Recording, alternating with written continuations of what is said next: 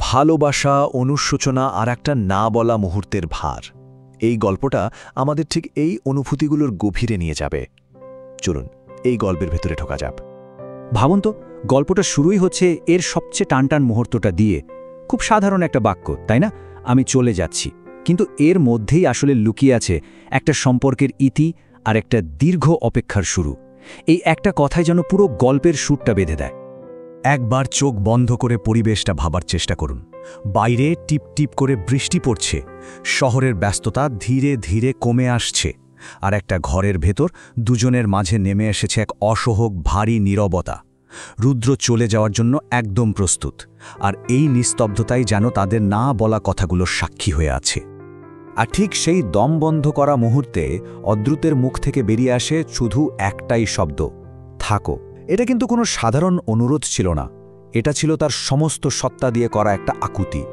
আর এই একটা কথাই পুরো গল্প জুড়ে একটা বিষণ্ণ প্রতিধ্বনির মতো বাজতে থাকে।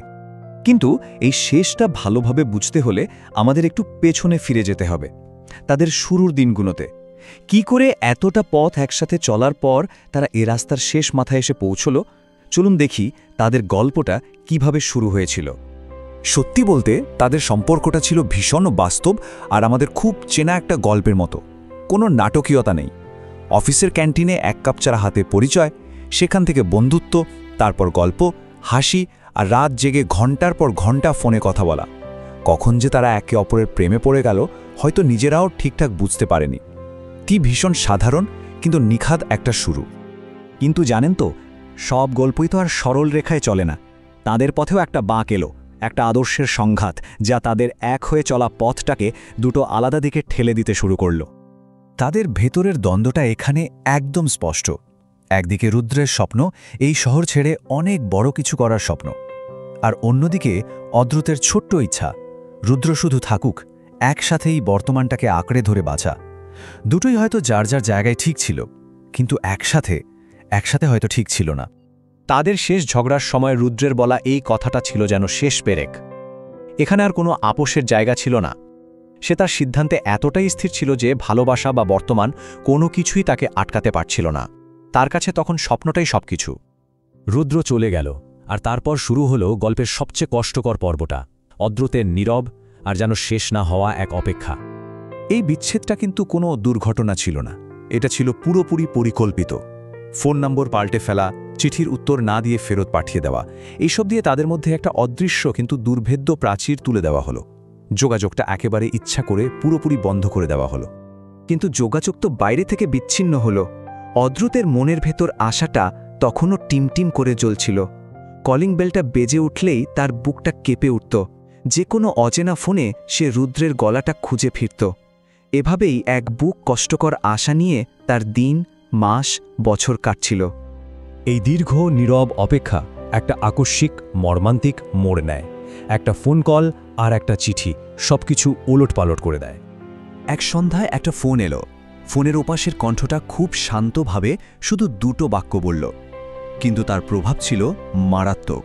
অদ্রুত জানতে পারল রুদ্র একটা ভয়াবহ দুর্ঘটনার শিকার হয়েছে। আর ঠিক ওই মুহূর্তেই গল্পের গতিপথটা চিরদিনের জন্য পাল্টে গেল। হাসপাতালের সেই দৃশ্যটা খুব করুণ। আইসিইউর কাচের দেয়ালের ওপারে রুদ্র শুয়ে আছে, একদম নিথর, প্রাণহীন। চারপাশের যান্ত্রিক শব্দগুলো যেন জীবনের শেষ মুহূর্তগুলো ঘোষণা করে চলেছে। আর তারপর সব শেষ। হার্ট মনিটরের ওই একটানা শব্দটা থেমে গিয়ে যে চূড়ান্ত নীরবতা নেমে আসে, সেই নীরবতাতেই অদ্রুতের সমস্ত অপেক্ষা, সমস্ত আশা চিরদিনের মতো থেমে যায়। রুদ্রের রেখে যাওয়া একটা না পাঠানো চিঠি থেকে বেরিয়ে আসে আসল সত্যটা, আর তা হলো রুদ্র আসলে থামতে চেয়েছিল। অদ্রুতের ওই একটা কথাই তাকে থামিয়ে দিয়েছিল, কিন্তু সে নিজের ভয় আর জেদের কাছে হেরে গিয়েছিল, পালিয়ে গিয়েছিল। আর এটাই ছিল এই গল্পের সবচেয়ে বড় ট্র্যাজেডি, এক বিশাল ভুল বোঝাবুঝি। গল্পটা এখানেই শেষ হয়ে যেতে পারত, কিন্তু কিছু গল্প কি আদৌ শেষ হয়? চলুন দেখি ওই একটা মুহূর্ত কিভাবে আজও অদ্রুত জীবনটাকে বয়ে নিয়ে চলেছে। এখানে এসে অতীত আর বর্তমান যেন এক হয়ে যায়। অদ্রুতের জন্য সময়টা যেন সেই বৃষ্টি ভেজা সন্ধ্যায় থেমেই আছে। আজও যখন বৃষ্টি নামে, সে আনমনে বারান্দায় এসে দাঁড়ায়, আর তার মুখ থেকে ফিসফিস করে বেরিয়ে আসে সেই একটাই শব্দ, থাকো। সে যেন অনন্তকাল ধরে ওই একটা বিদায় মুহূর্তকেই যাপন করে চলেছে। আর গল্পটা আমাদের একটা খুব কঠিন প্রশ্নের সামনে দাঁড় করিয়ে দিয়ে যায়। প্রতিজ্ঞা, ভয় আর হারানোর এই আখ্যান একটাই প্রশ্ন রেখে যায়, কেন কিছু মানুষ কথা দিয়েও থাকবে বলেও আর থাকে না? হয়তো ভয়ের জন্য, হয়তো পরিস্থিতির চাপে। উত্তরটা হয়তো আমাদের প্রত্যেককে নিজের ভেতরেই খুঁজে নিতে হবে।